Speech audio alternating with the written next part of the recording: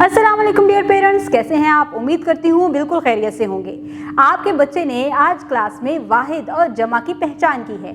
आज बच्चे ने ये तसव्वुर जो है उसको समझा है कि किस तरह से वाहिद अल्फाज को जमा बनाया जा सकता है और कौन कौन से हम रोज़मर्रा ऐसे अल्फाज बोलते हैं जिनमें वाहिद और जमा के फ़िक्र इस्तेमाल होते हैं। अब बच्चे ने क्लास में तो बहुत सी एक्टिविटीज़ के ज़रिए इस कॉन्सेप्ट को समझा है कि वाहिद और जमा क्या है, उसमें फ़र्क क्या होता है।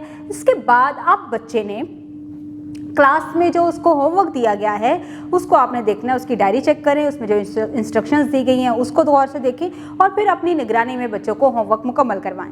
इसके साथ ही साथ आप बच्चों को बताएंगे कि उसने वाहिद अल्फाज का अपनी रोज़मर्रा ज़िंदगी में इस्तेमाल कैसे करना है और जमा के अल्फाज को फ़िक्रों में कैसे लगाया जा सकता है और इससे जुमला साजी कैसे की जा सकती है। बच्चों को रोज़मर्रा की ज़िंदगी में मुख्तलिफ एग्जाम्पल्स के थ्रू, मिसालों के ज़रिए वाहिद और जमा में फ़र्क बताते रहें और बच्चों को घर में मौजूद चीज़ों के बारे में बताएं कि वाहिद क्या क्या है और जमा क्या है। इसी तरह बच्चे बेहतर तरीके से वाहिद और जमा का कॉन्सेप्ट आसानी से समझ सकेंगे।